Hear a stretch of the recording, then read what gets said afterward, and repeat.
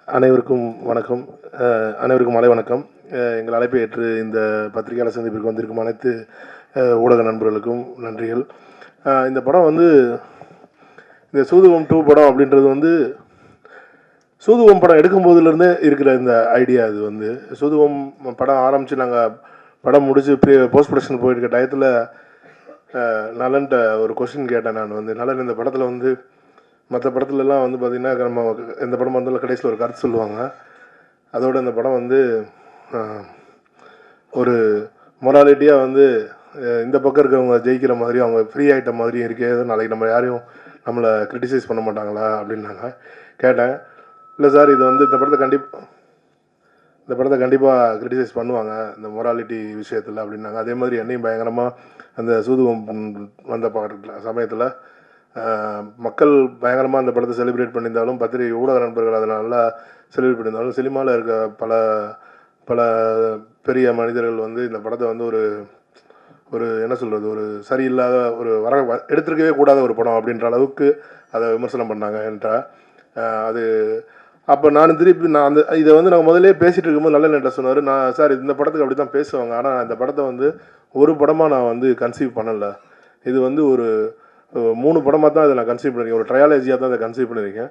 இதுக்கு அடுத்து ஒரு படம் எடுக்கணும், 3வது படமாக சூதுகவும் தர்மம் வெல்லும் அப்படின்னு சொல்லி ஒரு படம் எடுத்து தான் சார் முடிக்கணும். அந்த 3 படம் முடிக்கும் போது தான் இந்த மூணியுமே வந்து அவங்களால கம்பேர் பண்ண முடியும் அப்படின்னு அவர் சொல்லியிருந்தார். ஸோ சூதுகம் முடிச்சுட்டு நானும் நலனும் சூதுகம் 2க்கான ஏற்பாடுகள் நடந்துகிட்டு இருக்கும்போது அவர் ஒரு கட்டத்தில், சார் இந்த கதையை வந்து என்னால் எழுதுறதுக்கு எனக்கு இன்றைக்கி இருக்கிற நான் சூழ்நிலை என்னால் எழுத முடியல, அதனால் நம்ம ரீமேக் எடுத்து வாங்கி வச்சுருக்க காதல் கடந்து போகும்போது அதை எடுத்துடலாம், அதுக்கப்புறம் கொஞ்சம் நாள் கழித்து நம்ம இந்த சூதுகம் 2 எடுக்கலாம் அப்படின்னு அவர் சொன்னார். சரி ஓகே நல்லா. ஏன்னா நான் காதல் கடந்து போகும்போது நாங்கள் அப்போ ஆரம்பிக்கும் போதே அது சூதுகம் 2வாக தான் ஆரம்பித்தோம். அந்த படத்துக்கு அட்வான்ஸ் கொடுத்து ஆஃபீஸ் போட்டது ஒர்க் நடந்தது எல்லாமே சூதுகம் 2க்காக தான் அது வந்து அந்த டயத்தில் ஒர்க் ஆரம்பித்தது. அவர் வந்து என்னால் ஸ்கிரிப்டில் ஃபுல்லாக என்னால் கான்சன்ட்ரேட் பண்ண முடியல சார் இந்த சூழ்நிலையில், அதனால் நம்ம காதல் கடந்து போய் எடுத்தலாம், பின்னாடிக்கு நம்ம இந்த சூதுகம் 2 எடுக்கலாம் அப்படின்னு சொல்லியிருந்தார். ஸோ ஒன்ஸ் காதல் கடந்து போய் ரிலீஸ் முடிச்சோன்னா நான் போய் கேட்டேன் அவர்கிட்ட, நலன் இந்த படத்தை எப்போ நம்ம ஆரம்பிக்கலாம் அப்படின்னும் போது, சார் நான் அந்த படத்தை எழுத ஆரம்பிச்சிட்டேன் அப்படின்னாரு. அந்த டயத்தில் அவர் வந்து ஸ்டுடியோ கிரீனுக்கு ஒரு கமிட்மெண்ட் இருந்துச்சு, இப்போ வாவாத்தியார் இருக்கு இல்லையா, அந்த ஸ்கிரிப்ட் எழுதிட்டு இருந்தார். அப்போ அவர் இந்த ஸ்கிரிப்டை நான் வாவாத்தியார் எழுதிட்டு இருக்கேன் சார், என்னால் இப்போ சூதுகம் 2வில் கான்சன்ட்ரேட் பண்ண முடியல, நான் வந்து ஒரு லைனை சொல்லிடுறேன், நீங்கள் நம்ம டீம் ஒன்றை போட்டு எழுத ஆரம்பிங்க அப்படின்னாரு. அப்படி ஆரம்பிச்சது தான் இந்த சூதுகம் 2வோட லைன். ஏன்னா ஒன்லைன் வந்து அவர் நலன் சொன்னது, நலன் குமாரசாமி இந்த படம் சூதுகம் 2ன்னு ஒரு படம் எப்படி இருக்கணும் அப்படின்ற ஒன்லைன் வந்து நலன் குமாரசாமி என்கிட்ட சொன்னார். அப்போ அதுக்கு யார் நம்ம ஒரு ஸ்க்ரீன் பிளே எழுதுறதுக்கான ஒரு டீம் வேணுமே அப்படின்னும்போது எனக்கு அர்ஜுன் ஞாபகத்துக்கு வந்தார். ஏன்னா அர்ஜுன் வந்து என்னோட முண்டாசுப்பட்டி படத்தில் தான் அவருக்கு ஃபஸ்ட்டு படம் அசிஸ்டண்ட்டாக அவர் ஃபஸ்ட்டு. அதுக்கப்புறம் என்னோடய இன்டர்நெட் நாளையிலையும் அவர் ஒர்க் பண்ணியிருந்தார். அதுக்கப்புறம் ராட்சசன் அவர் தான் ஸ்க்ரீன் ப்ளே பண்ணியிருந்தார். சரி நான் இப்போ நல்ல காமெடி சென்ஸ் இருக்குது அப்படின்னு சொன்னனால அவரையும் யோகராஜ் வந்து நல்லனோட கிட்டத்தட்ட ஒரு 10 ஆண்டு காலம் ட்ராவல் பண்ணியிருந்தார். நல்லன்னு சொன்னார், யோகராஜ் வச்சுக்கோங்க, கதிரை வச்சுக்கோங்க.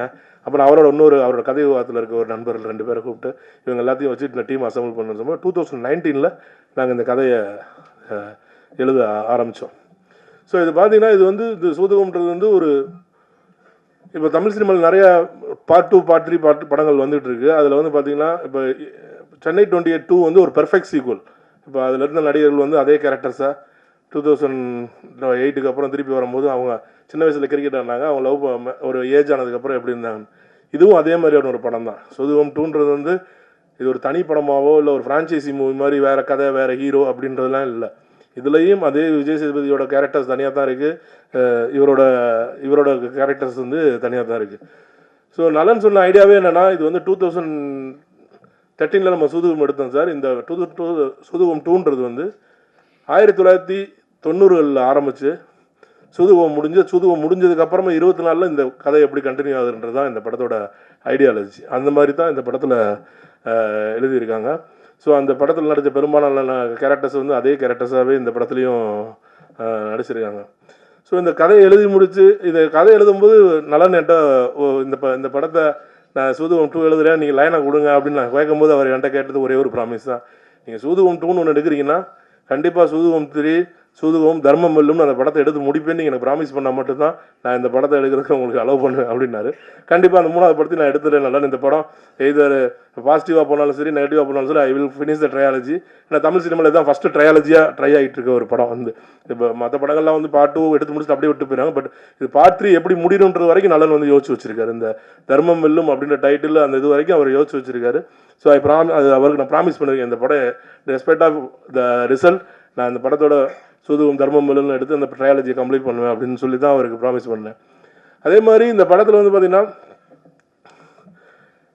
சூதுவும் 1 ஆரம்பிக்கும் போதே அவர் வந்து படத்தை நான் கதையை கேட்டு இந்த படத்துக்கு யார் ஹீரோ, அப்படி உங்களுக்கு யார் இதில் வந்து ஒரு ஹீரோவாக நடிக்கணும் அப்படின்னு சொல்லி கேட்கும்போது எந்த மாதிரி, ஏன்னா அந்த படத்தில் வந்து ஹீரோட கேரக்டரே வந்து பார்த்தீங்கன்னா 45 வயசு இருக்கணும் அப்படின்றாங்க.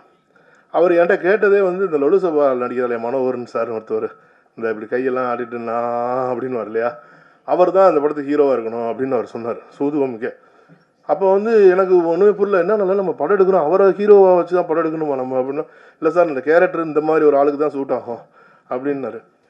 நான் கூட சொன்னேன் சார் அவர் ரொம்ப இதாக இருப்பார், நம்ம வேணால் வேறு ஏதாவது அதை மாதிரியே வேறு யார்ட்டையா ட்ரை பண்ணுவோம் சொல்லிட்டு யூஇசேல் சார்ட்டெல்லாம் போய் கதை சொன்னோம். அவர் நடிக்கிறேன்னு சொன்னார் அந்த படத்தில். நான் என்னோட லீஸ்ட் சான்ஸாக வந்து வேணாம் யூஇசேல் சாரை வேணால் நீங்கள் இந்த படத்துக்கு வச்சுக்கலாங்க அது ரொம்ப அப்படின்னு தான் அவர்கிட்ட நான் வந்து அந்த டைத்தில் சொன்னேன். அப்போது இந்த ஸ்கிரிப்டை வாங்கி படிச்சிருந்தார் விஜய் சேதுபதி சார். அவர் வந்து கார்த்திக் சுப்புராஜ் மூலமாகவும் என் மூலமாகவும் நலனை இன்ஃப்ளூயன்ஸ் பண்ணுறோம் நாங்கள் வந்துட்டு.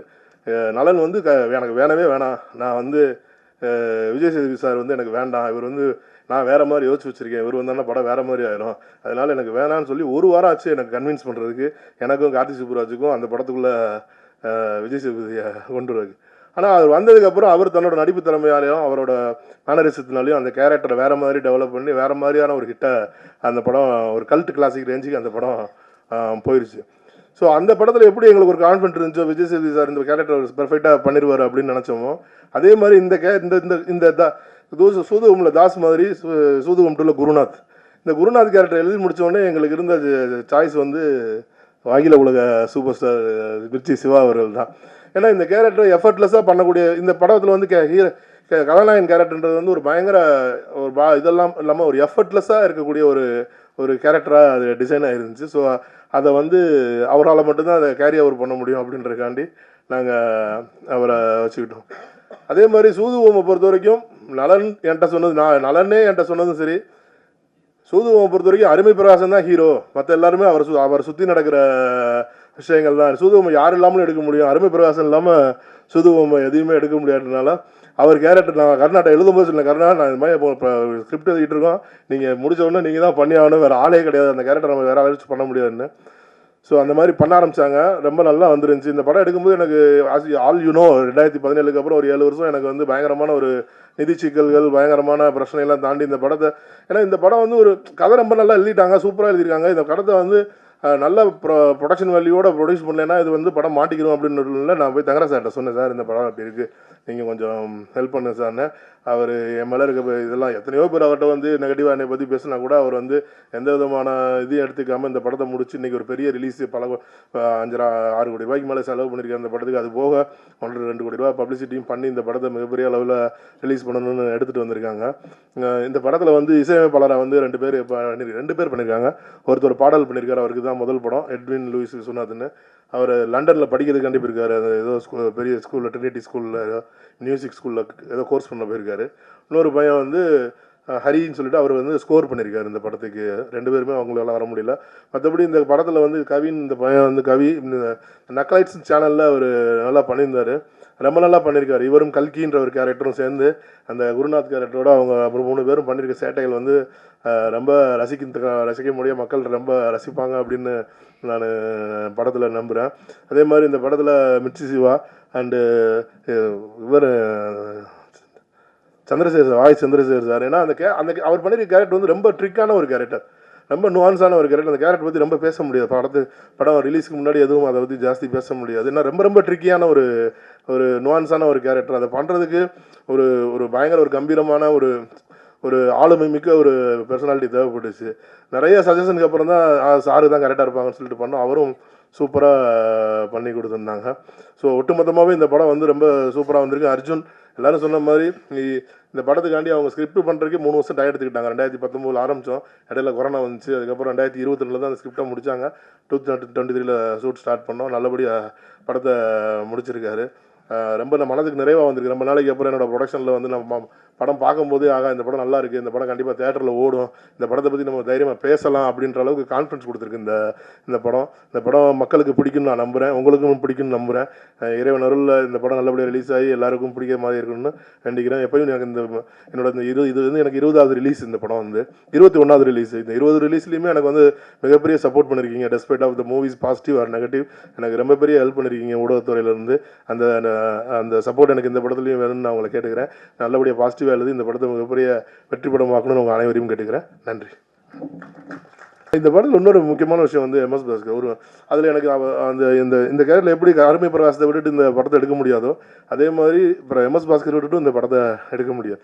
அதே மாதிரி இந்த அடுத்து நாங்கள் இந்த தர்மமல்லம் படம் எடுத்தாலும் அதுலேயும் வந்து கருணா கேரக்டரையும் சந்திரசேகர் சார் கேரக்டரையும் பாஸ்கர் சார் கேரக்டரையும் விட்டுட்டு இந்த படத்தை எடுக்க முடியும். எனக்கு மிகப்பெரிய ஆச்சரியம் என்னென்னா 2012 வந்து நாங்கள் சூதுகம் ஷூட் பண்ணோம். 2013 ரிலீஸ் ஆச்சு. 2023 சூதுகம் 2 ஷூட் பண்ணுறோம்.